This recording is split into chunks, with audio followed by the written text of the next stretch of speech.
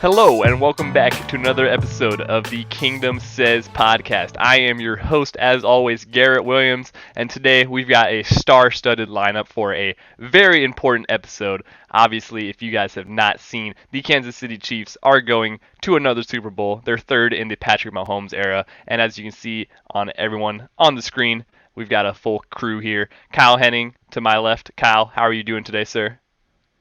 I was there a team that did a whole bunch of talking and a mayor and a thing and some stuff.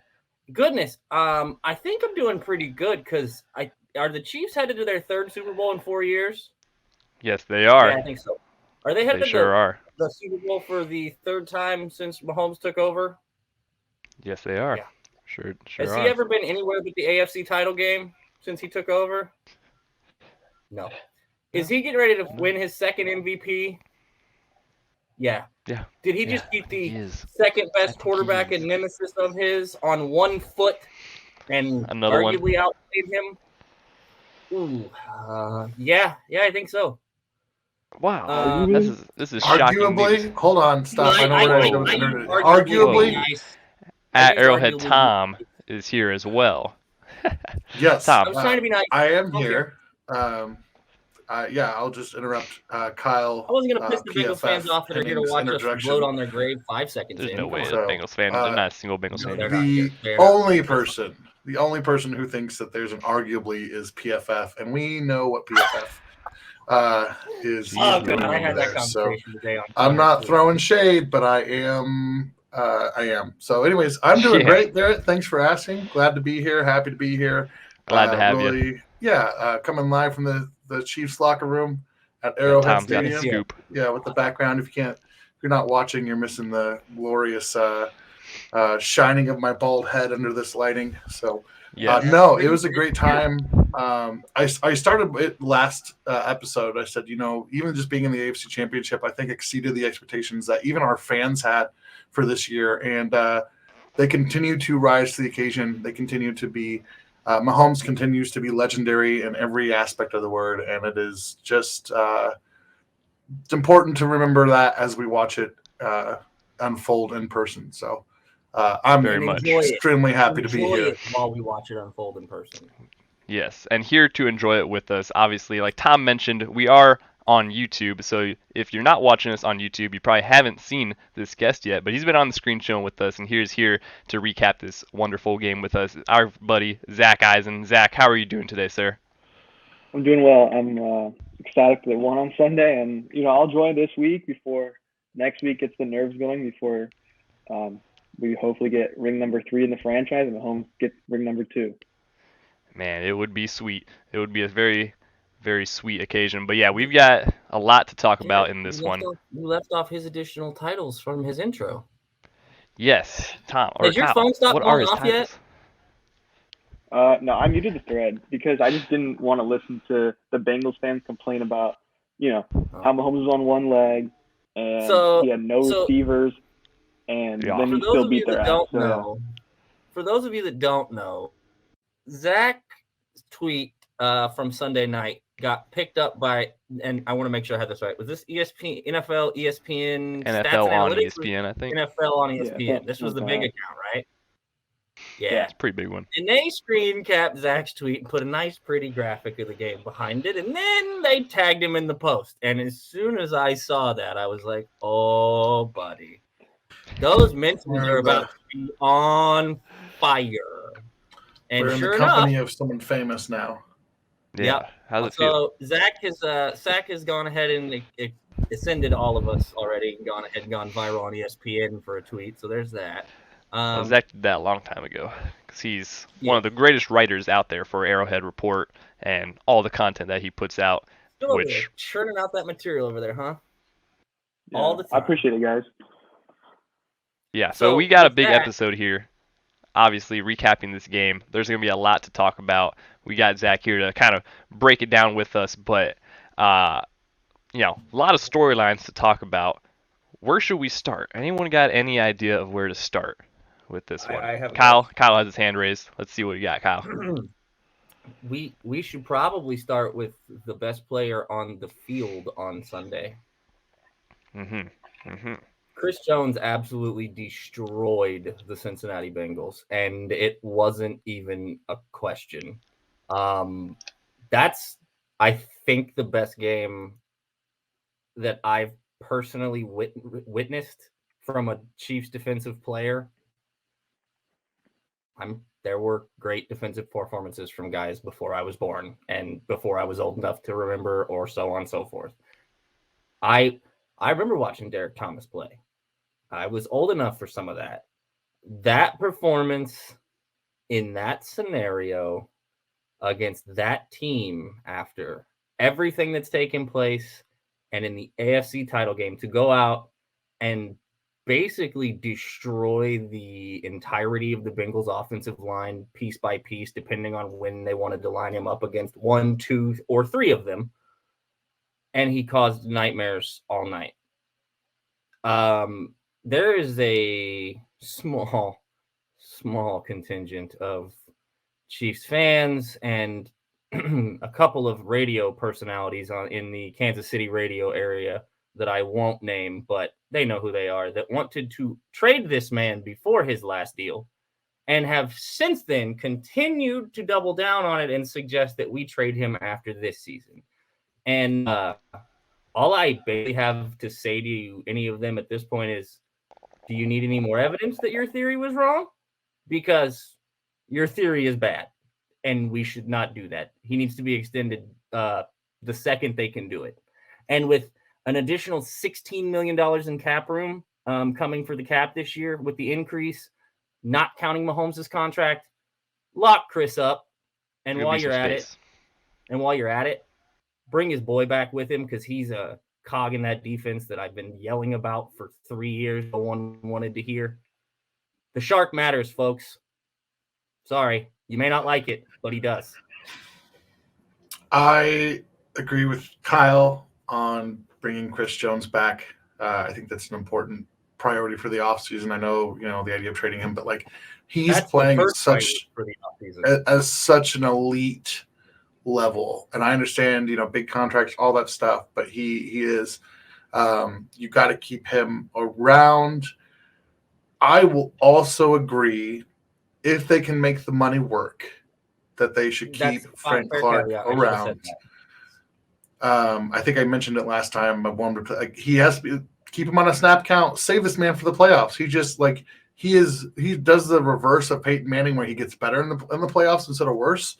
The fact that Frank Clark is third all times in, playoff sacks, it's just wild to me.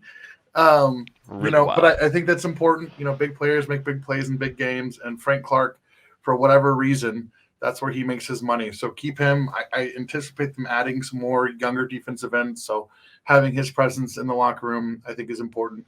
And I think Frank has settled into his role in Kansas City, and I think that he really does like being here. So hopefully, they can give him a good 2-3 year deal, some options, some incentives, that type of thing, without having to break the bank. He's not an elite pass rusher like he was when he, was brought to Kansas City. He's not a top. I don't know if I would put him in the top 10. I don't think I would. But he's a starter. He's capable of making some plays. So, let's make that work. There's a lot of things to do, but this is a team that's going to the Super Bowl. Frank Clark played a role in that, especially really primarily in the postseason. So, even if he's that relief pitcher who, we don't, he's just kind of, he's at training camp, just kind of hanging out playing ping pong. And then, later in the season, we can see him amping up. But I think you got to have him for the playoff experience at minimum. I think you can't replace that very easily. He does something that's irreplaceable. He's the leader of that defense from a set the tone, set the intensity level. Chris is great. Chris is a fun dude, have a good time, and he can get serious and he can make a statement and be emotional. But I'm telling you right now, ask those guys in that locker room and they'll tell you Frank is that dude for that defense. And the work that he did in training camp, I talked about this the second the video dropped of him the first day of camp spending time after practice with Karlaftis, and the second day it was Karlaftis and Kando and Malik Herring, and the third day it was all of them ended up out there. Why? Frank. Why does that matter? Because George got a sack in the playoffs in that game. I wonder how he was able to progress. And now Joe Colin and Spags get tons of credit too, but veteran guys teaching the guys that are doing it currently tools and tips and tricks that matters. And he's one of the best at doing that. You may get 7 games a year out of him, but if 3 or 4 of them are in the playoffs and he does it consistently, who cares? And Zach's getting ready to tell us why Chris Jones should win DPOY and Frank Clark can only come back on a certain number. Go ahead, Zach. No, I agree with what you guys said. I mean, the move that you talked about with Karlaftis getting a sack against the Bengals, that's a Frank Clark move. Run him up the arc and then spin back, and that's exactly what he did. So I can definitely see that from Frank's teachings to George, and you saw it play out in big-time games. Going to Chris, because I don't want to understate what he did. He dominated that game from start to finish, and it's not the most important game he's played in because obviously he's played in 2 Super Bowls and he's about to play in a third. But from a legacy standpoint, everybody was like, this guy needs to have this game, and he stepped up to the plate and went above and beyond, and it was even better than you could have even imagined. I mean, yeah, legit, like from start to finish, a dominant game from Chris. He was all over the field, lining up, and obviously kind of came out afterwards the unique things that they wanted to do with him that they didn't do in the last Bengals matchup, that they decided to line him up wide and mix and match all these different formations and all this stuff, which obviously the Bengals going in with a damaged O-line already, and then having to deal with Chris Jones lining up as a 4-eye over your shoulder and just getting isolated 1-on-1 matchups. The Bengals offensive line really did not know kind of what was coming from Sack Nation. Obviously 5 sacks on the night for the entire team, just getting pressure on Burrow consistently, and nightmares. Chris Jones was right at the start of that every single. I mean, he was getting all the complaining that we heard about everything and the refs and whatnot. Chris Jones was basically getting held on every single play, and he still ended up with 2 sacks, 8 pressures, and a tackle for loss or whatever. So, it's kind of it's great to see Chris Jones stepping up, and he said in his post game that he was kind of training all off season for this exact moment. This is what the goal was, and he showed up and stepped up. I knew that he was going to have a huge game as soon as you saw in the pregame anthem. They cut to him with a tear running down his eye. It's like, oh man, it's over for these guys. It is over. Yeah, so, Chris Jones was locked in, and that was huge. And even when he wasn't getting sacks, whatever. I mean, just blowing dudes off the line of scrimmage, and just just an impressive performance from Chris Jones. The entirety of the Bengals offensive line and Joe Burrow are going to be having nightmares for roughly the next 6 months about what Chris Jones did for that game, because every time they moved, he was in the way. He destroyed them in every way possible. And Garrett said the thing, and they said the quiet part out loud. And I say this all the time. You very rarely hear people say the quiet part out loud. Guys, he just told you that in the regular season game, they sat on it. They didn't use it. They didn't show it. They didn't do anything with it against them. And then waited until the opportunity that they may get them again in the playoffs. And lo and behold, Spagnuolo pulls a game plan out of nowhere and lit them up. We ask all the time if they hold stuff during the regular season and if they have C and B minus game plans for certain games and just expect to execute it perfectly to be able to do enough to win. They said the quiet part out loud, folks. Yeah, Spags, absolute clinic of a game from Spags, really. Just all the different fronts, the formations, and then, having L'Jarius Sneed go down so early in the game, relying on 3 rookie starting cornerbacks to fill in and guard that. I mean, that Bengals wide receiver core is no joke. I mean, I tweeted out like they probably have the best 3 like high point Even wide now, receivers. Yeah, like it was crazy, and we had 3 rookies guarding them: Joshua Williams, Jalen Watson, and then Trent McDuffie, obviously. And they stepped up. The entire defense stepped up. You know, we got 2 picks from the rookies. Brian Cook, you know, basically caused that. One of the picks, we had a dropped pick. Like, Trent could have set the whole tone of the game. Goodness. He baited him. He waited him, and then it just hit him. Oh my God! If he was a half-inch taller, I think he probably just stands there and snags that. But he like jumped, and it hit funny on the inside of his palm. Oh my God! No, that thing hit him square in the hands. But no, it was. Yeah, that's one you got to catch. Yeah. He's gonna, he wants that one back, and that's like, and you talk about like. You can't give these rookies enough credit for the situation they're put in. Biggest game of the season, toughest matchup that they've had all season, toughest matchup that they will have, and that's the Eagles have good receivers. Yeah, I mean, just such an impossible situation, and they handled it so well. And it's I think I don't remember who was talking about it. One of the guys said at this point in the season, it might have been George Karlaftis, he said, we're not rookies anymore, right? Now we're focused on being Kansas City Chiefs. We are part of this team. We're part of this culture. And, we gotta act like we've been here. And that's part of how they approach this postseason. And you just see it. Gosh, I mean, Trent McDuffie plays like a guy who's been in the league for 5 years. And the other guys, you see some moments from them, but holy cow, Josh Williams and Brian Cook and Jalen Watson, you're talking 4th and 7th and 2nd round picks and 1st round picks and rookies. You're talking guys that missed time, guys that didn't play all their snaps this year, guys that look, man. Josh Williams and Jalen Watson had no fun against Cincinnati in the regular season. None whatsoever.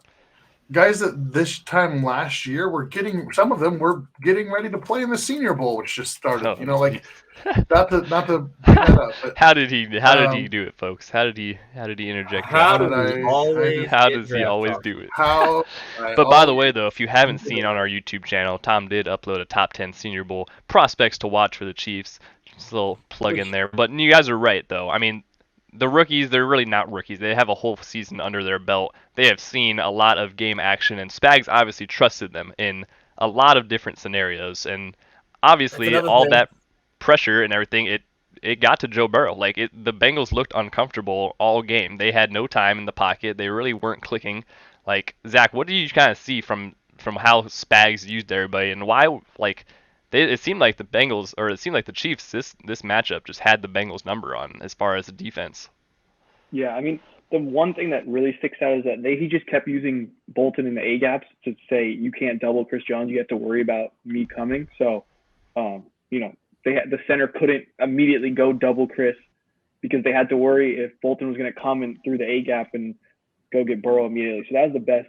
I mean, that was the number one thing that they did. And then the second thing that Spags did a lot, which I was talking about earlier in the week beforehand, is like they played a lot of man. And that was exactly what they needed to do because against zone, they were getting killed in the first game.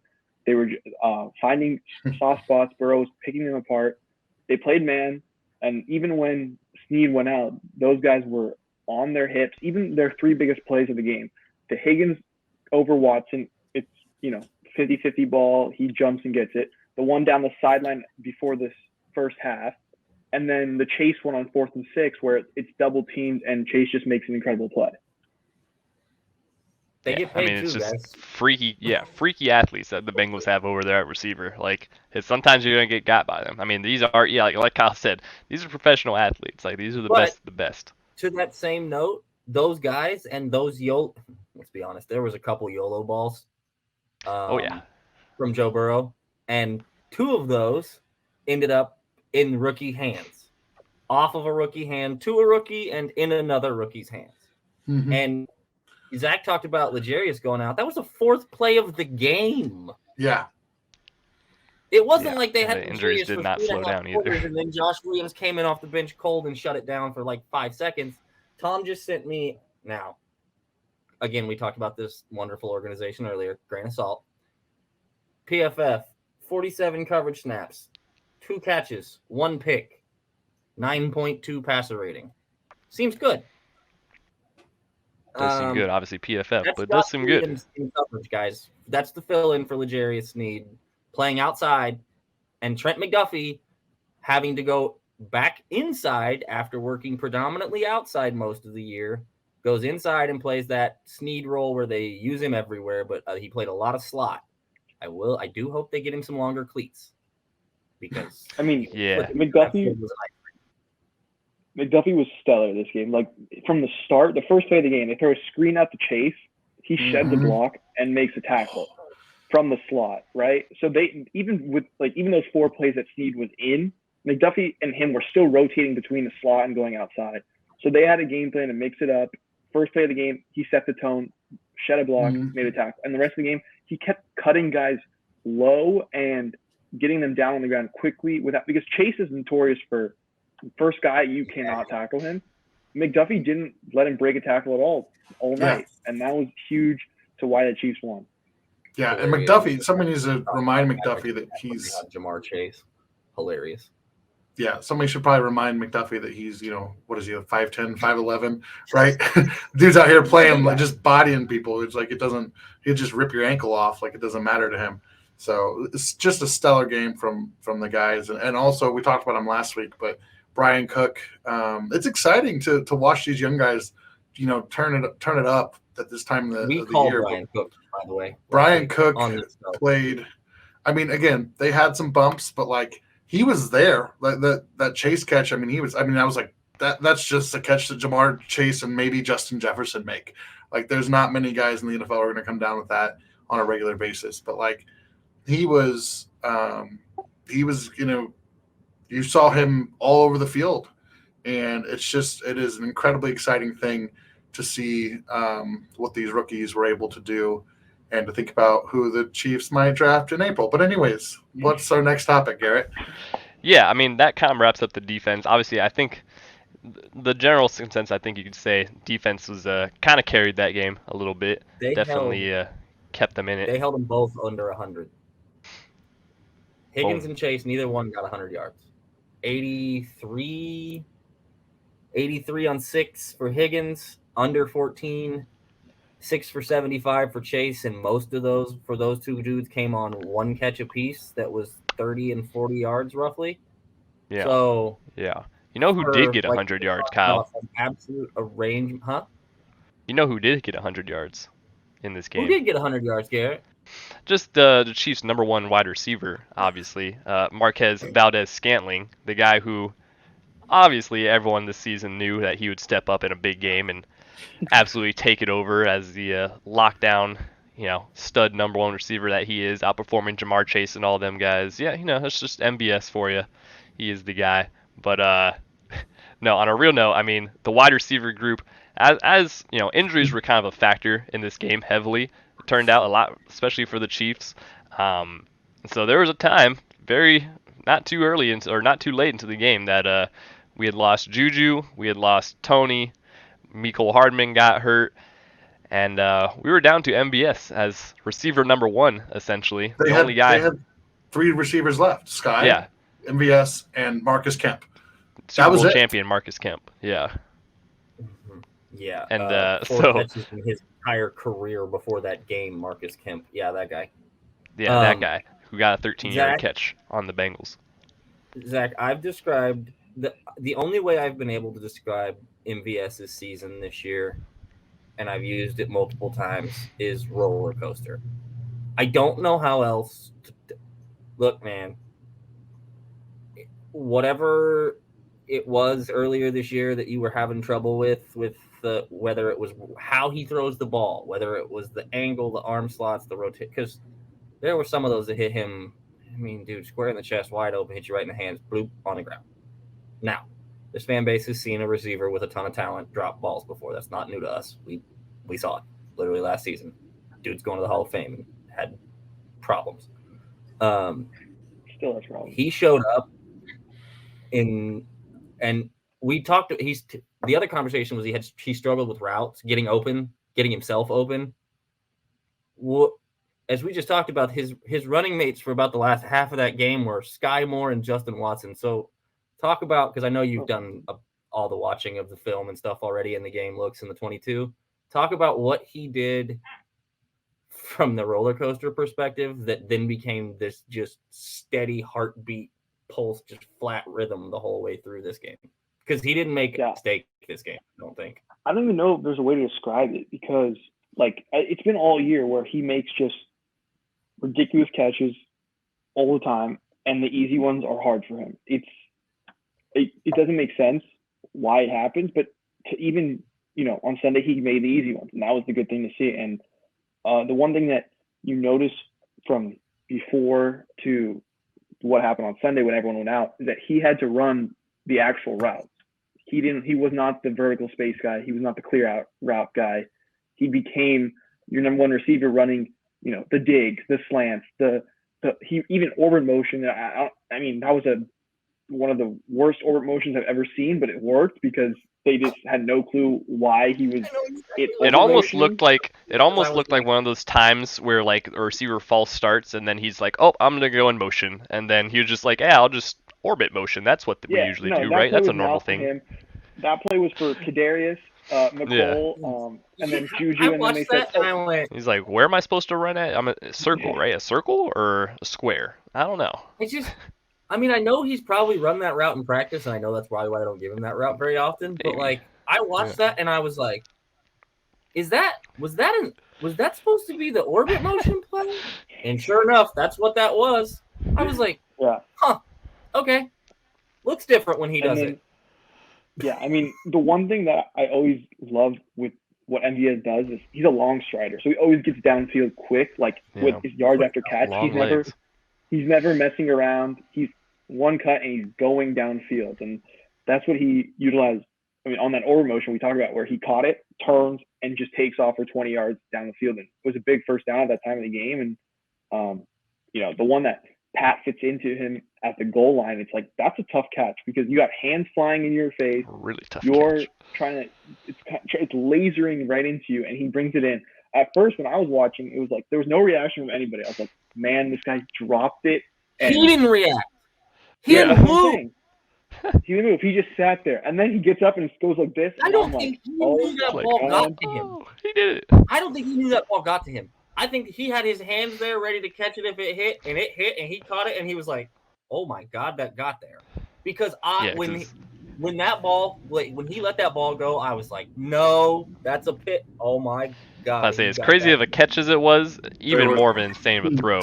That throw. Heat on that sucker. I mean, he probably had to get the wind back into him. Probably knocked him. Am I insane? Was he on his left front foot when he threw that, Zach? Yeah, he on his front foot? He had to go right, then step up onto his left foot and throw it. Yeah, he was on normal his front quarterback foot, thing, I think. not planted, not back foot, on the bad ankle, and absolutely threw a laser beam. And like I said, I think the reason MVS didn't react is because I don't think he thought that ball was getting there. I think he was stunned. Like, I caught it. Oh, that ball got there. Like, oh. Yeah. You might have thought that a couple of times after some of those catches that he had. I mean, he had that one back shoulder adjustment one, and that was... like Zach said, he makes all of that crap look ridiculously easy or nonchalant. Yeah. And the 8-yard slant that hits him right here is like, what happened? I don't know. Catch it and run. Yeah. Sure is an interesting player, but hey, he stepped up big time in this game, and to see his post-game reaction, it was... He's not leaving next year. I'll eat this one. No, yeah, I'm about to say, his post-game reaction, it definitely seemed like this is a guy who might stay around. He ain't leaving now. What even that? No, he's under contract, and they're not cutting him. He ain't leaving now. Before the playoffs, I was like, oh, like you get $7 million of free space. Like you could pay a guy to just run straight, for $2 million or go draft a guy to do it. And now that he stepped up in these big moments, like I don't think you can let that guy go if you're going to have. You might as well just hold on to him. Yeah. I mean, what is he next year? 16, 14? No, it's less, but it's 11 or 12. It's 11 or 12. Even better. Even better. Yeah. Welcome back, MVS. Let's go get a ring. Like, but That's not even a thought at that point. He's already under contract. You just let him ride because somebody else watched that game and watched him run all those routes like Zach did too. And they work for NFL teams and have free agent budget money. So if and the salary cap just went up. Cost controlled for $12 million. Take that to the bank, baby. Yeah, they can spend all their money on keeping their players because they have the draft coming up and they have some draft picks and they can use some draft picks. In fact, we need to mute this guy's mic. So, listen, transitioning to something that transitioning to the guy we were literally never talking about in the draft. It's quarterback because we have the best quarterback ever, Patrick Mahomes. Who went absolutely lights out nuclear. Crazy. Yeah, but we have one absolutely. Look, I understand media and wanting to start a conversation, whatnot. But like, if you want to argue, go argue Burrow and Allen. Go argue Herbert and Lawrence. Herbert and Lawrence. Throw Jackson in there with someone. You don't need to disrespect Pat like that. Like the guy, okay, and now you're saying he's gone to his third Super Bowl. Now everyone wants to say, oh, maybe he's, obviously we've said he's best of all time, but guys who are say, oh, he's top 5 all time. So it's like, so he went from, being the 4th best quarterback behind Allen, Burrow, and Herbert, and now he's top 5 all time because of one win. Like it's like you disrespected him so much, and he just continues to prove guys wrong. And everyone said have the hybrid opposite. Dan tell him, Zach. Let's go. Jalen Hurts. This game may change his legacy again. Like, what are you doing? Tell him. I mean, Taylor Twellman. Everyone said, "What are we doing?" It's a different standard for everybody because everyone said you can't do it without Tyreek. He's going to win MVP without Tyreek. Now it's can't do it without Kelsey. Can't do it without Andy. So when Andy and Kelsey retire and he's dominating in 10 years still, like, what are they going to say then? So there's just always these people are going to say whatever they want, but it's really never was a conversation, nor should it be a conversation. Hey, I have a question for you on the same topic, and I think this one goes for you and Tom, but I'll let you answer first. Hey, when you guys watched that game, which quarterback showed the more intellectual ability to read and diagnose and dissect defenses? Just curious. Look, I think I'm not going to say I can get in the quarterback's head and stuff, but looking at how many times on the broadcast did you hear an announcer break down a play that said he got by the defensive coordinator? For one guy and not for the other.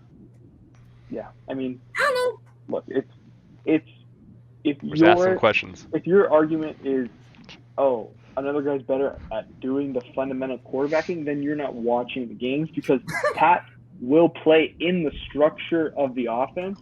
But what makes him different is that he can play out of structure and be the best player out of structure as well. So it's just you're just making yourself a fool at that point.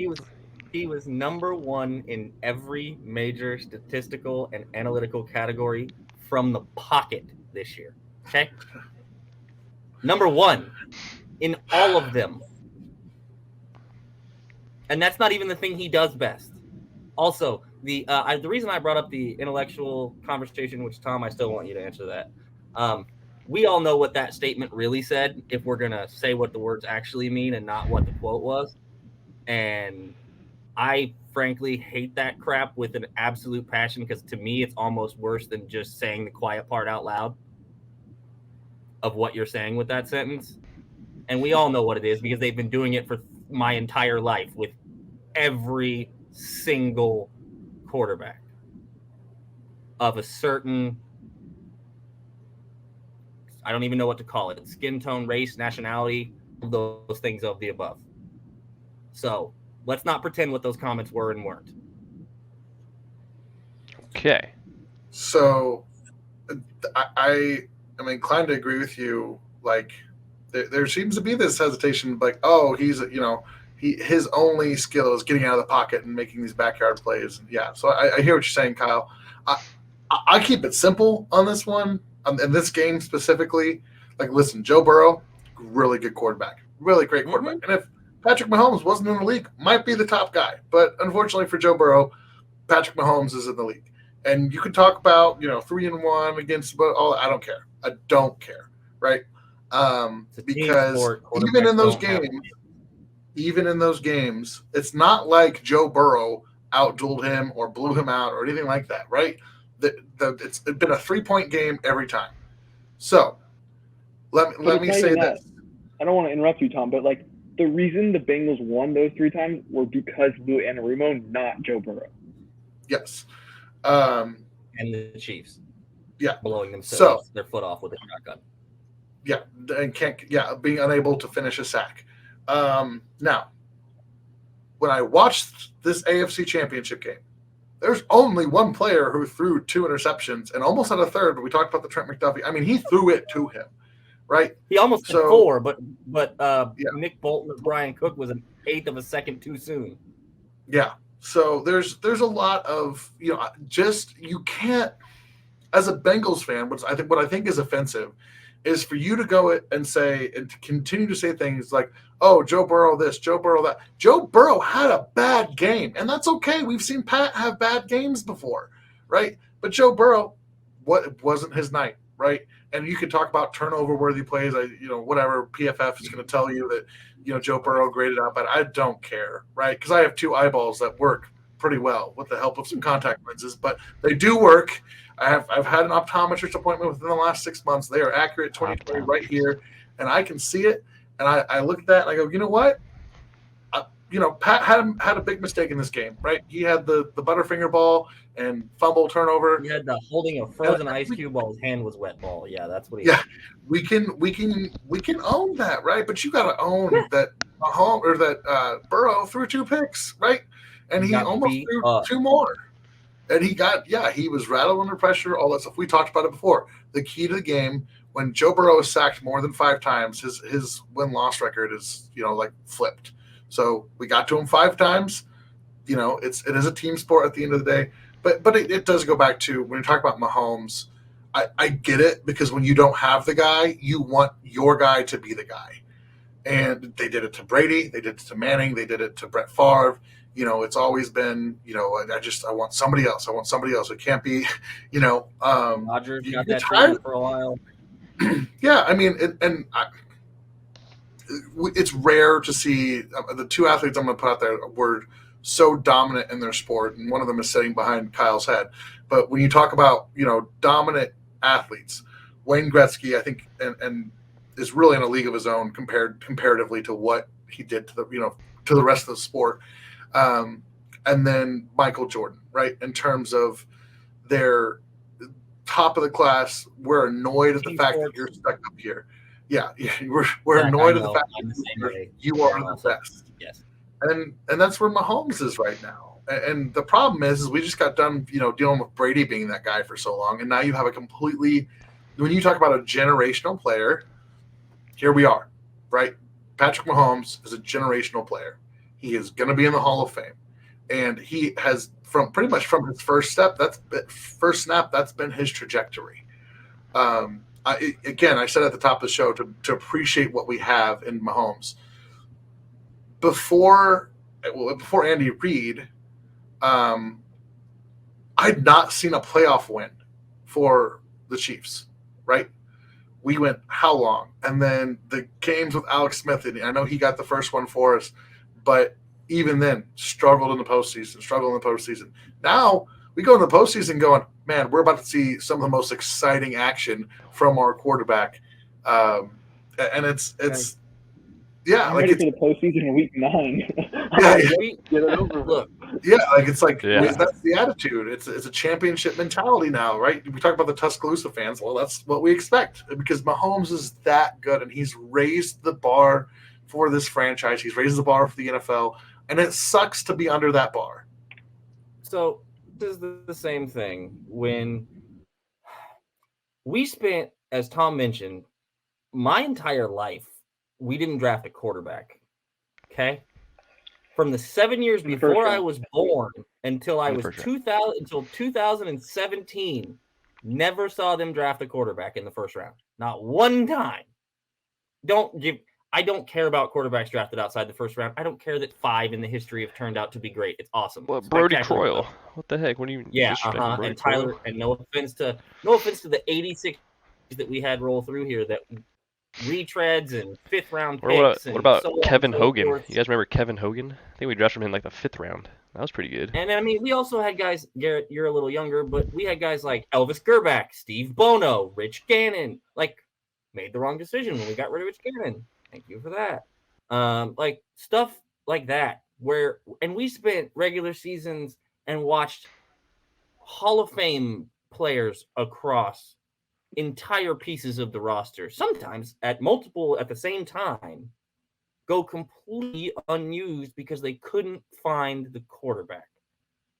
And now they didn't just find a quarterback, they found the quarterback. And I'm not talking about the for the team, the for everybody, for the league. And forever at this point, because the reason that, like, accomplished, Brady, best, most talented, Mahomes, and it's not close. And that conversation that's where we're at. And that's where, Tom, I love you, buddy. You mentioned dominant athletes, and I'm going to leave it to team sports because Tiger Woods is at a whole nother ballgame. But if he keeps going at the rate he is, he may get into Tiger conversation. Tiger's, yeah.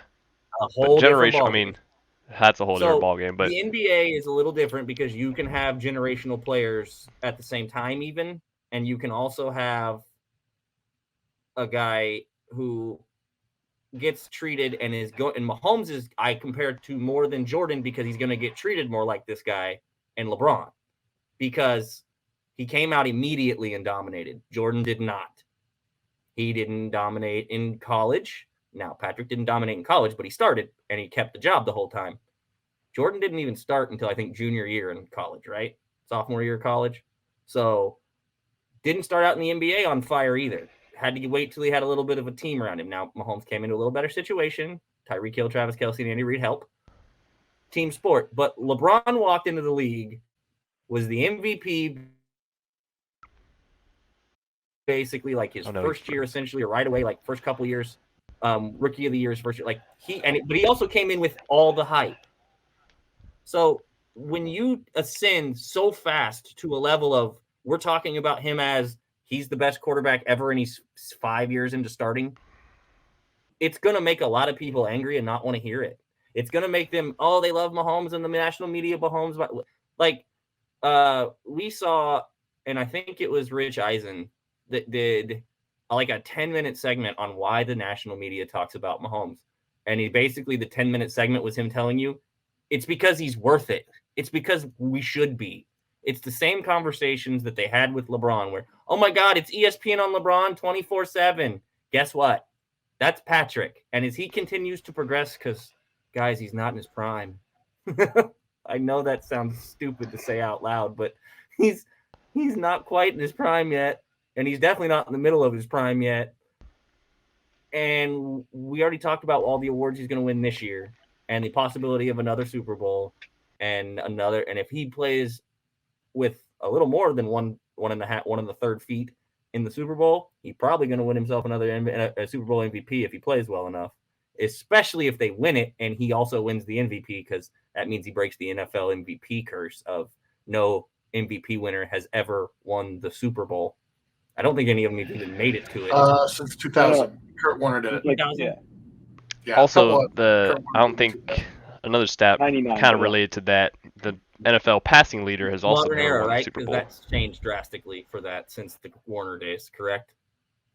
It's just this. Or do they still consider this modern era? I think they probably still consider Warner modern era. Well, yeah, the NFL passing leader has also never won the Super Bowl, so that'd be another curse to break, because like we said, but they rarely get there too. So it's just like Yeah, so that's the thing. Like we all said, I mean, you're seeing all of the best seasons of every quarterback to play combined into one guy, so mad and that's Mahomes. Because they have been a bad franchise with a bad owner that doesn't want to spend money and do anything for decades, right? And they found a quarterback, and he's really good. And you know who he is? Not quite good enough. Not good enough, yeah. And it's not his fault. He's an absolutely incredible quarterback, and he's probably going to steal another AFC Championship or two away from us eventually, because he's that good. It just is going to happen. But yeah, and I saw. That's why the Bengals fans have such an issue with the Chiefs. That's why you saw Bills and Bengals fans kumbaya-ing right before they started not liking each other because Eli Apple insulted Damar Hamlin. Like, this is why. This is what we remember when we used to hate the Patriots and we really didn't know why. We just hated New England because they won all the time and everybody got tired of hearing about it. Guess what, guys? Hi. We're here. This is us now. And this, it's good to be the villain, I think. If they finish this, oh, Lord. Yeah. I saw a tweet that Joe Burrow and the Bengals fans obviously are extra mad just because, if you think about it, Mahomes, when he lost his, the one Super Bowl, it was to a 40-year-old quarterback, Tom Brady, and that's kind of the biggest hurdle he's had. Now you're stuck with a quarterback, a Hall of Fame quarterback who is 1 year older than Joe Burrow, and in that same conference for the foreseeable future. So I'd say that's a tough pill to swallow. But Mahomes, obviously a generational talent. Another generational talent that we have to talk about, who had another big game, Travis Kelce. Obviously, with all the injuries, Travis Kelce, and that was a big thing before the game too. Is he was quote unquote questionable to go. You knew ended the week with back spasms. So he said in post game that he was legitimately he was going through it, but obviously AFC Championship game, you get out there and you ball out 7 for 78 and a touchdown. Zach, what did you see from Kelce this game? And obviously the biggest thing was the fact that, with all the other weapons out, it came down to a lot of either Mahomes and MVS or Mahomes and Kelce kind of having that connection that they've had all season and making it work. Yeah, I mean, here's the thing. Late in the game, and, we all love Kelce to death here. He didn't do much late in the game because everyone else was out. So the Bengals just threw 3 guys at him every single play and said, Sky Moore, Marcus Kemp, MVS, Noah Gray, Joey Fortson, whoever's out there, go beat us. We're not letting 87 beat us. But where he made his money was early in the game. He caught a ball on the first drive, on the second drive. And the most important play that he made was that 4th and 1 where Mahomes scrambles out, O-line gives him enough time, he stops on a dime. Kelce has a corner route. He recognized that Bates played it well, give him credit. He says, I'm not running this corner route. I'm going to turn and just make this a 30-yard hitch route. Mahomes lasers that ball in, bang, touchdown. It's crazy. I mean, the connection that they have mentally to know how to do that. It's just, you don't see that anywhere in the NFL or in any sport. You just don't see 2 guys operating on literally the same wavelength on almost every single play. And that's what we have with 2 generational talents, Mahomes and Kelce. And it's because of the thing we talked about earlier. They read the defense the same way. Now, you can't have a connection with the best tight end in the NFL that maybe the NFL's ever seen, especially from a receiving perspective. And I don't think we're debating that anymore either. He's done eclipsed the mountaintop, boys and girls. He's literally behind Jerry freaking Rice only in playoff everything. Jerry Rice Roney. Pretty good. Jerry Rice. From what I hear. Yeah.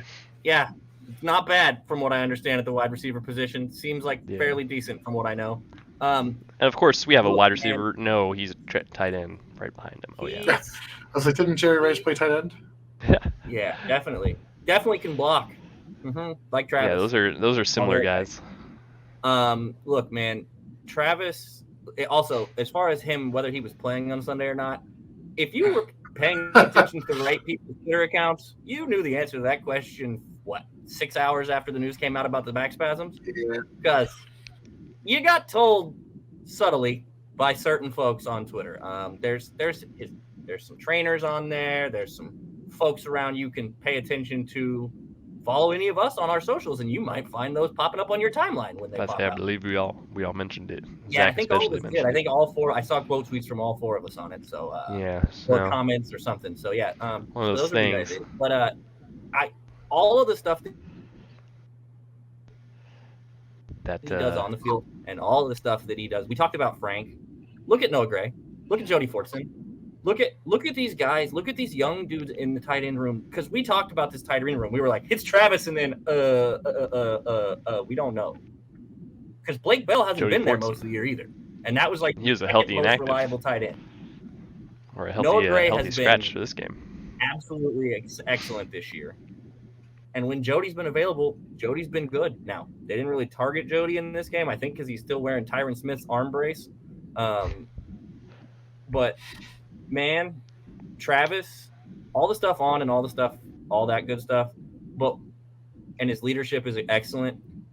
The mayor getting his comeuppance in the post-game speech, maybe a top five post-game speech ever from Travis Kelce on that one. That's a top 15 wrestling promo cut ever. We gotta save. I mean, that's a wrestling. I'm being facetious and exaggerative, but come on, like that's a WWE promo cut on the stage of the AFC title game because the mayor of the city we were playing decided to do some outlandish, wild trash talk that doesn't even. I don't even know if I would call it trash talk more than just creepy, weird. It was weird. Horrible PR stunt. Really it was bad. It was. I don't listen. I'm not invested in Cincinnati politics, but I know who I would vote for if I were living there. I think not that gone. Yeah. BJ Kissel tweeted that out, and I actually saw some of the bigger Bengals fans accounts. There were several that were like, "That dude should never win re-election," because if you listen to the players. And the other thing you needed to know, you know what else had a giant effect on the 5 sacks and the defense having a really good day? Arrowhead. Oh my goodness, yeah. Maybe one of the loudest environments you've seen. Call it another game again. Disrespect it again. Keep doing it, because every time you idiots do it, what happens? What's that graph on Twitter? What's the meme going around that used to be the hot girl matrix that's now morphed into the what matrix? Yeah. Find out. Yeah, find out. I'll leave the first part out. You can fill in the blank, but find out. Oh. Keep going. And they found out. Chris Jones told you on Friday at the press conference, when he opened the press conference and when he left it. We'll see you at Burrowhead. That was the nicest way I've ever heard someone say, F you. We'll see if what you say is actually true when we see each other. And then he very unnicely said after the game, don't ever disrespect Arrowhead, because let's just say they showed up. They showed up. For always instantly finding Frank Clark 4 seconds the after number, the game. The number one thing that I look at when it comes to those Burrowhead jokes and stuff like that, I look at the rookies, and they were saying, don't disrespect our city. This is our stadium. And they've been here for 6 months, 7 months, and they might even have a house in Kansas City yet, and they're still saying, they know, this is Arrowhead, and those guys felt it too. So when that whole locker room comes together and says, "Oh yeah, this is what it is," I like to think that if it weren't for injuries to some wide receivers and stuff, it would have been a more uglier game that way for us in our favor. Yeah.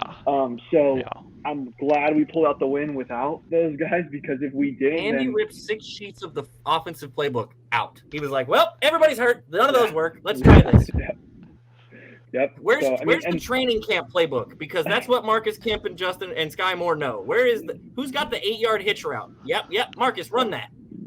And you talk about the shut your mouth and know your role and that stuff. Like, if they go on to win in 2 Sundays, that's going to become like, how Kelce, when they first won the Super Bowl, said, "You got to fight for your right." And now that's played all the time. No, he dropped it afterwards for sure. But that's going to become the same thing as that saying, where everyone's going to be saying, "Burrowhead my ass." And it's going to be the motto of the season. That will be the motto. That was the other one. That was the other one that told you. That's been my response to every Bengals fan on Twitter. There's already a GIF of it. Just sit it out there. Know your role, shut your mouth. Call people some jabronis. It's all good. It's very therapeutic. They ruined our Grim Reaper stuff. Yeah. This year, we're not letting it happen. No. Nope. There are some revitalizations of the Grim Reaper that I have seen. Hold on, Zach. There's a reason I bring this up. It ties directly into the Burrowhead comments. I shared them with Garrett and Tom. I won't be putting those out for the public consumption, but I'll send it to you. I don't know about that one. If you're curious where to find that image, you might be able to go to Reddit, Chiefs Reddit, and look through there, and might be able to come up with some of those Yeah, Grim Reaper kind of died. If we're gonna be real with ourselves. Chiefs Reddit. Make sure you subscribe and follow the podcast and the YouTube channel. Yeah, and you can see Tom's top 10 Senior Bowl players to watch on our YouTube channel. Social meetings. I wasn't even going to go there, but now that you mentioned the Senior Bowl, we talked about indirectly our next topic and probably our last topic before we kind of do some news, give some shout outs, and cap this thing. I want to start with Zach. Sky Moore. Yeah. I mean, Sky Moore, and not Sky Moore, just the receiver. Sky Moore, the punt returner, and the receiver, because that dude took an absolute beating from this fan base. Yeah, and I wouldn't call it rightfully so, but from my perspective, and I think, I've talked to you, Kyle, about it, and Garrett and Tom, I'm sure, have similar views, where when you trade back from 50 and everybody wants a certain guy, and then that guy goes and stars with a less than quarterback. With Matt Canada quarterback, with off coordinator, yeah, we know. Yes. And that guy stars in his first season, and you're watching your guy muff punts, and even though I was still high on Moore coming out of the draft, it still pained me to see that happen. And then in the biggest moments, and even when he wasn't getting the ball, there were certain times where you can see the development where he's getting open. And, it's just, if Mahomes had a split second more or didn't find somebody else, like, it would have been more. And then the crossing route Mahomes missed them on.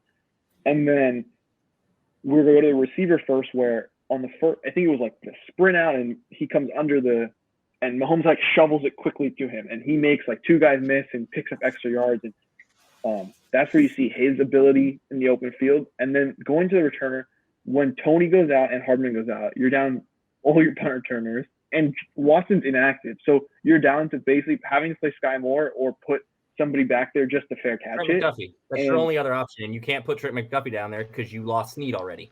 Isaiah Pacheco, I think, is also maybe an option, but yeah. I think a lot of the running back room. Yeah, no. Well, they at least had 3 active running backs. Rojo got one playoff carry. Random Rojo carry in the first half. You never know. He could have popped off. People will remember the setup, the punt return to set up the Butker field goal and that one. But he had the holding call.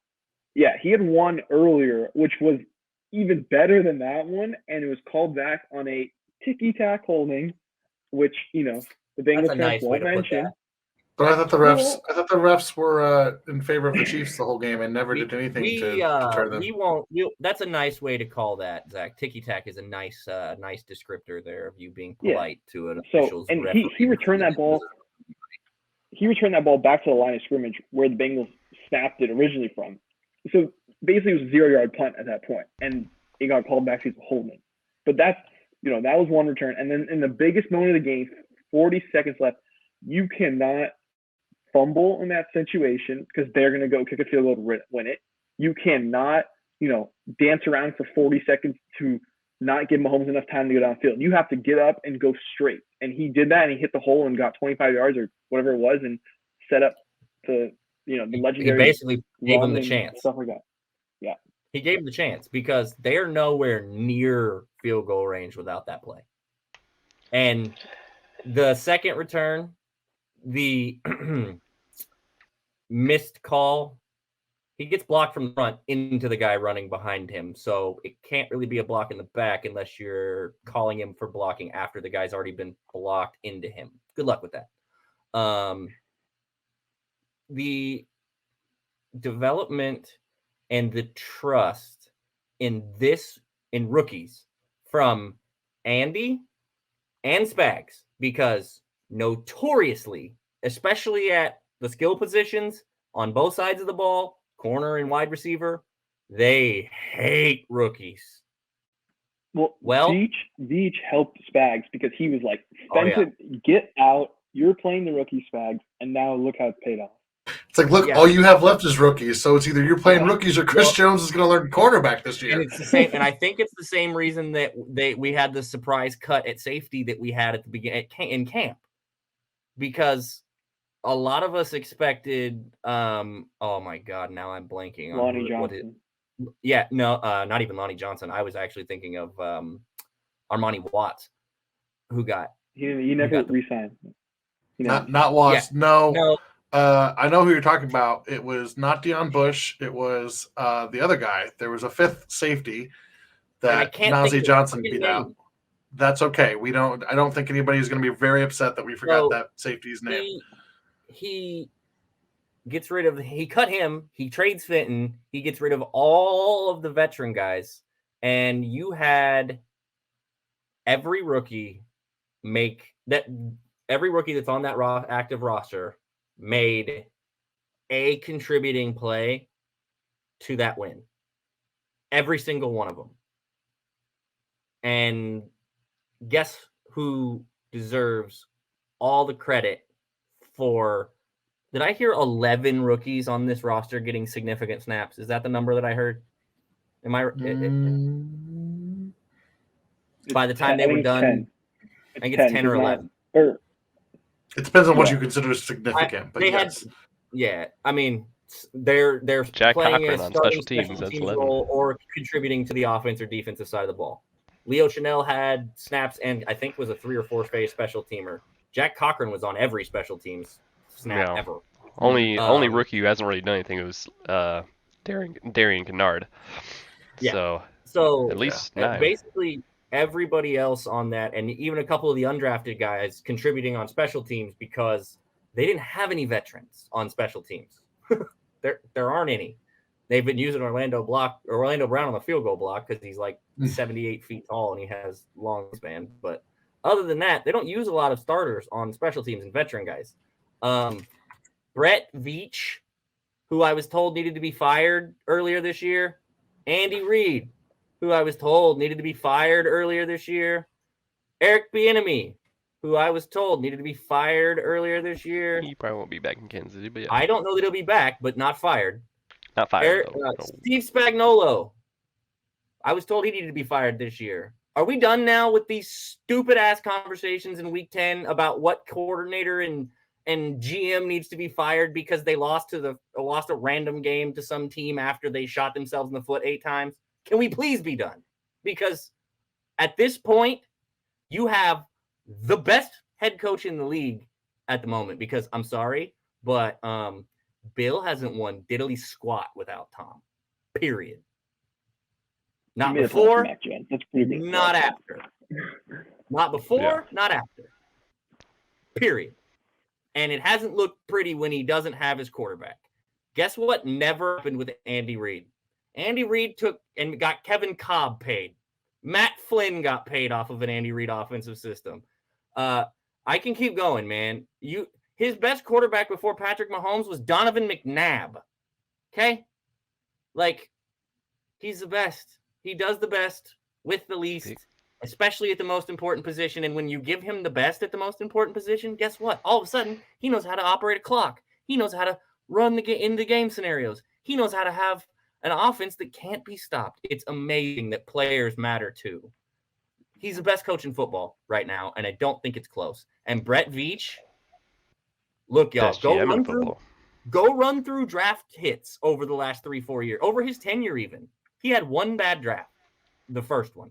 And it was really hinged on one bad player because Breeland Speaks was, oh my God, awful. And it sucks that it didn't turn out. That entire draft was terrible. It wasn't good.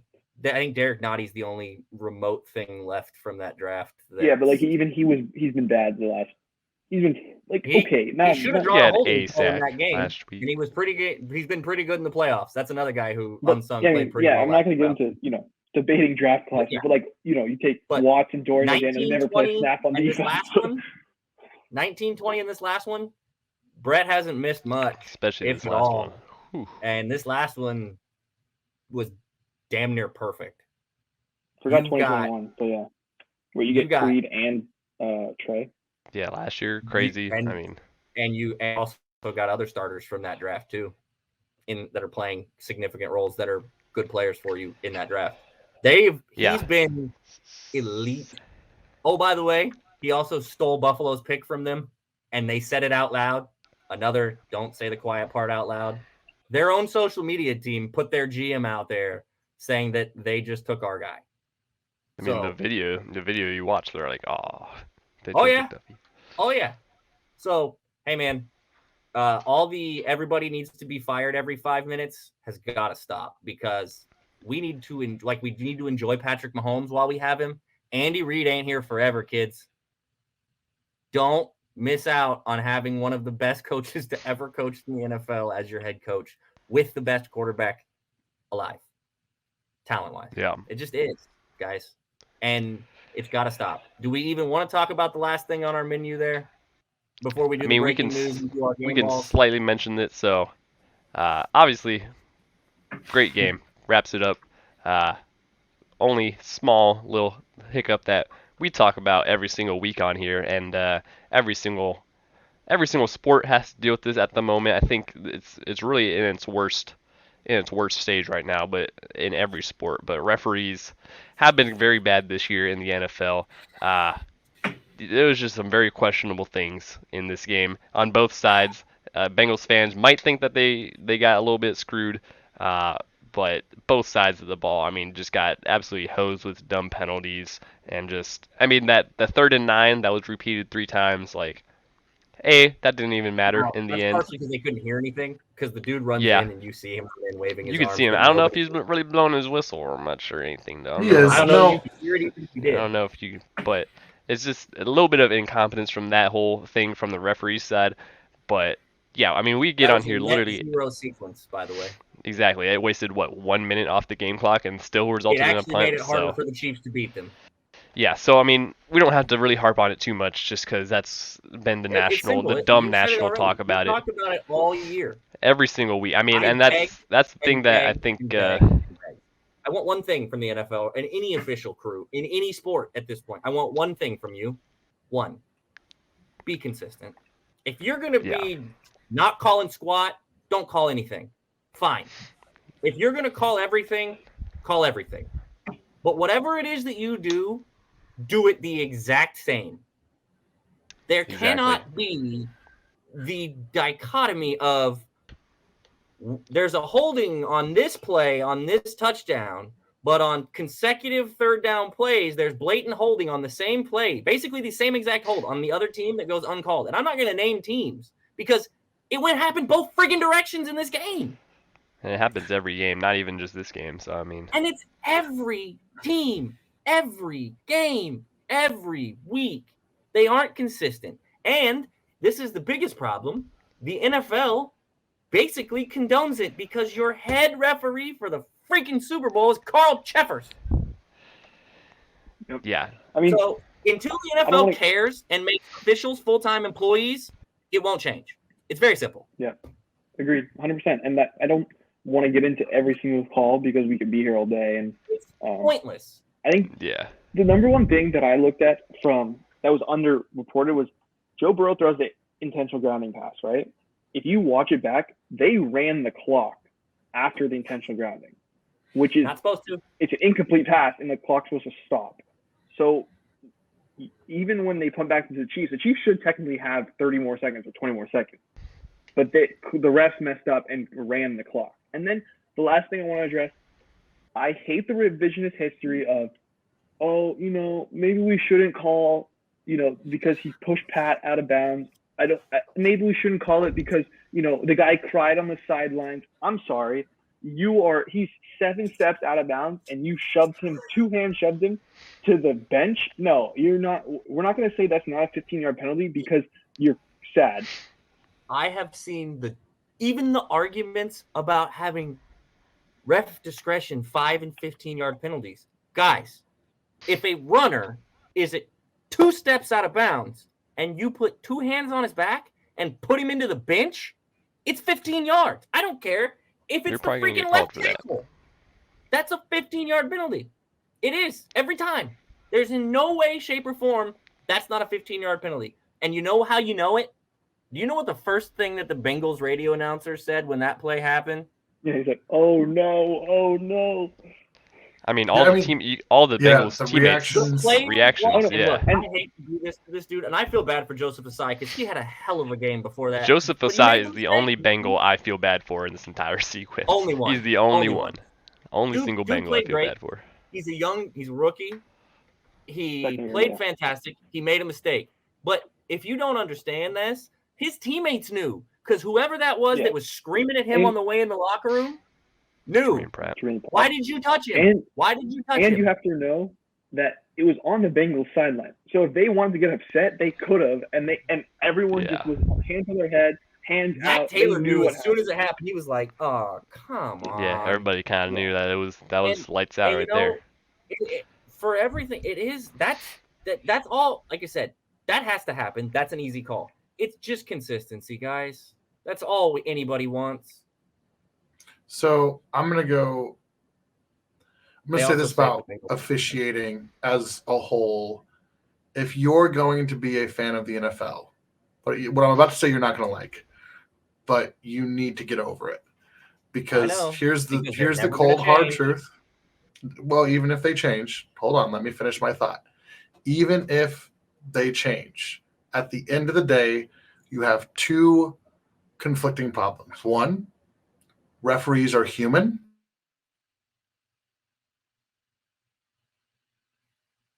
And two, Tom froze. And two, perfect timing freeze from Tom right there. I'm back. He's back. Oh, look, my camera. Yeah, it was dramatic. Oh, my background's gone. Now you guys know I have a green screen. What a great reveal. Here's what I was saying. The first problem, other than the fact that I'm no longer in the locker room, is that your officials are always going to be human. They're always going to be watching these plays in real time. They're going to have biases. They're going to have different understandings of the rules. They're going to have different tendencies on how to call it. It's curious to see how many people have actually ever, even just at a high school level, talked to an official, because they could just be having a bad day, right? Or they could just, it's hard. Very hard job. You have to understand these guys are running up and down the field, and that they have to be in position to make these calls. And sometimes it's just, I don't know. You see it at the goal line sometimes where they'll go to call a touchdown and they're looking at each other, and someone's got to throw their hands up, and they're like, "Oh yeah, it was totally a touchdown," right? Whoa. So that's the first issue. The second issue is we have so many cameras, and we slow everything down, and we take screenshots on Twitter. And we go, "Oh, look at this hold," but you're not watching that in real time. You're not watching whether or not that affects the play, right? If you're going to send me a screenshot of a hold that's a microsecond before the ball leaves the quarterback hand and has no actual effect on the play, you don't understand the game, and you're going to ruin it for yourself because you are micromanaging and micro-picking these things. It's never going to be perfect. And just because we have screenshots and we have cameras and we have slow-mo and we have all these things where we can literally dissect the game, I have no interest in watching a football game where every hold gets called. I have no interest in watching a football game where every pass interference or everything. It's never going to be perfect. As a football fan, relax and enjoy it. And as football teams, they understand. You ask anyone, they'll say, you can't blame the refs. You can't blame the refs. Do the refs make really bad calls and piss everybody off? Yes. But also, part of what the NFL loves about that is it's really easy to generate some media income off talking about how bad the refs are. And that's the truth, right? That's why how many tweets did I see this week, from NFL the talking heads? From national talking heads saying we should change the rules. You know how stupid that is? They don't believe that. They only said that because they know what gained traction. It's just like when somebody says, I think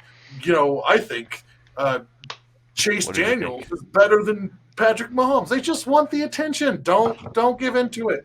You mean picking the Chargers for the Super Bowl next year because they hired Kelly? Yeah, already picking the Chargers. Yes. Actually, sorry, the Broncos are winning the Super Bowl because they hired John Payton, of course. Yes, and that's a good transit. I apologize for the rant. I'm back in the locker room. We're back. I'm happier now. Green screen Tom really got unhinged there for a second. If you want to enjoy the game of football, stop expecting perfect refs. Stop expecting good refs. They're going to be there to keep some form of order. I used to be the person Tom just described. It almost ruined the sport for me. It almost ruined sports in general for me. Until I realized the only thing I really want from them is in the game that you are reffing. I just want you to be consistent. That's all I want. I don't care. But unfortunately, not even that might happen. I don't need you to do anything else than if it happens this way for one team, the next time you see that exact same thing, I want it called the same way. That's all I want. That's a simple. And that's a great way to wrap up. Okay. The NFL could fix a lot of this and a lot of the ball spot issues where we saw multiple challenges if they would use the technology that's in the freaking ball that they advertise on TV before every freaking game. Why are there 80-year-old men with chains running up and down the sidelines trying to spot the ball, breaking the chains, having to pause the game so we can have the chains replaced? We did have backup chains in there. Niners-Eagles game, I believe. I think we had backup chains here, too. That can pinpoint where the ball is on the field. Why are we spotting the ball like it's 1915? Use the technology we have.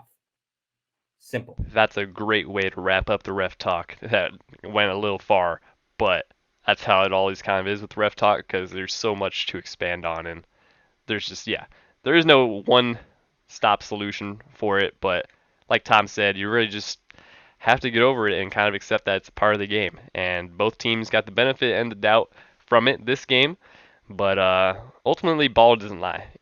That's the biggest thing. Ball does not lie. So, speaking of ball, that being said, AFC Championship wrapped up. Last but not least in the AFC Championship, of course, though, have to shout out once again Harrison Butker nailing the game-winning kick. I mean, that's the kick that sends you to the Super Bowl. Another guy that got murdered by Chiefs Kingdom all year for playing hurt. Yeah, that's a guy that has been very underappreciated by Chiefs Kingdom this year. Harrison Butker is one of the most automatic kickers in the game when you need him, and it came through when we needed him most, sent us to the Super Bowl. So shout out Harrison Butker, shout out the entire, shout out everybody stepping it up this game, showing the Bengals that we aren't going to be taken lightly anymore. So that all being said, since we still have Zach here for a little while longer, we're not going to try to go too much longer, guys, right? We're not going to go try to be too much longer with all the rest of this, but a little bit of news in this off week that around the NFL, especially in the division, like we kind of alluded to earlier, Kellen Moore hired in Los Angeles by the Chargers to be their new offensive coordinator. Let's see how long that lasts. Brandon Staley is clinging to straws, trying to stay on that head coaching spot. Anyone got anything to say about Kellen Moore? No, I'm just happy I'm going to get Chiefs division winner at plus money again this year. Just like. Oh my goodness, yeah. Because obviously the winners, obviously your 2024 AFC West champions now, the Denver Broncos also have hired Sean Payton, trading away a first and a second round pick to get their reported third choice. I believe that was their third reported choice behind Jim Harbaugh and DeMeco Ryans. Yeah. So very bold strategy of the Broncos to just keep on. I definitely like trading Bradley Chubb and an extra pick for Sean Payton. Sounds good. It's certainly something. Hey, good luck to him. Hopefully, Russell Wilson clicks well with them and they can maybe do something there. But don't you love our division opponents doing favors for us? Can I just read? I think this is a good way to wrap. Can I just read a tweet from Patrick Allen? And I think it's a great summary. The year is 2026. The Raiders, Chargers, and Broncos are out of money and picks. In a final desperate attempt to dethrone the Chiefs, the club select their best players and merge, becoming the lost Denver Chargers. Predicted to go undefeated, they finish 7-10, and the club folds. And that is pretty much the future of the AFC West. I appreciate that tweet very much. Shout out to Mr. Allen for that one. I'm going to keep talking because Garrett looks like he's still laughing about that one. But yes, Patrick Allen. That was a good one. I'll pick it up because I forgot to do one thing, and this will be my outro and my last piece, and then we'll let Zach wrap his thoughts, and then Garrett will take us home. When I listed Andy and Veach and Reed and Bieniemy earlier, I specifically left one guy out for a reason because nobody on the staff this year, and maybe not even players-wise, maybe Butker's in that conversation, maybe Sky Moore with the things. But what do those two players have in common? Well, they play on one unit, along with the bajillion other rookies we talked about. And Dave Hope took an absolute beating from just about everybody in Chiefs Kingdom. Not me, because deserved beating. Very familiar with what he does. And I also told everybody he has a bunch of rookies. Let's let him figure out what he's doing with all these kids first. You know what he did? They walked into the biggest game of the year, and really the last 2 games of the year, and special teams has been basically flawless. They had the one hold on Sky's return. They had a little bit of a fluky thing back in the Jags game. I think it was a holding penalty or something like that. But other than that, Butker, nails. Sky Moore, after being an absolute liability at punt return, nails. Kick return, nails. Kick coverage, other than the one hiccup really, or the 2 hiccups against Jacksonville where Harrison Butker made a tackle. That's your kicker. Been nails. Dave Tobe, for this whole game, redemption. The whole team, rookies included, because a lot of them had stuff that they needed to redeem. Guess what? Everybody got their redemption, and I don't know that somebody feels probably more vindicated on Victory Monday than Dave Tobe did, because that was I guarantee you, he would tell you that's probably the toughest special teams coaching season of his career, because that's not easy to do what he just did. So, Zach, what you got? Yeah.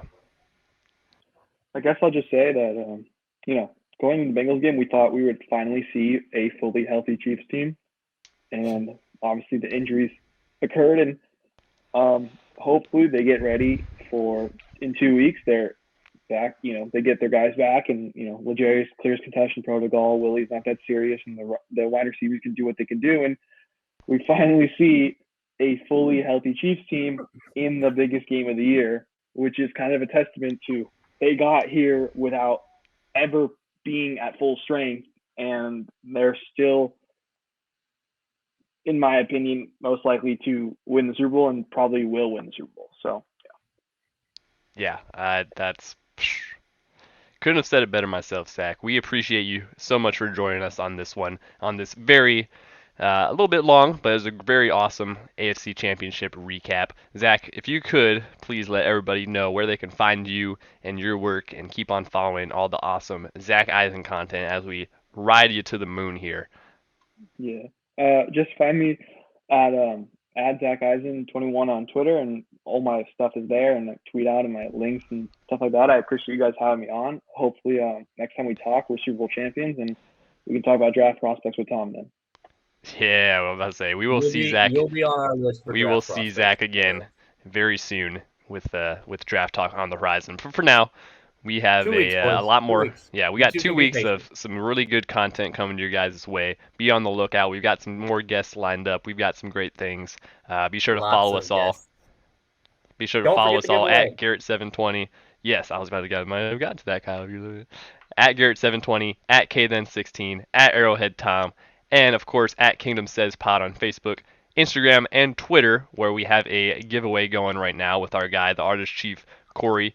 Go over to Twitter, check that out, give it a retweet and some follows. You can win a really awesome Travis Kelce print and an unopened box of Kelce's Crunch if you're ever hungry on Super Bowl Victory Monday, hopefully. So I'd probably hold on to that one and leave that in the box. I will know that I would crack that bad boy.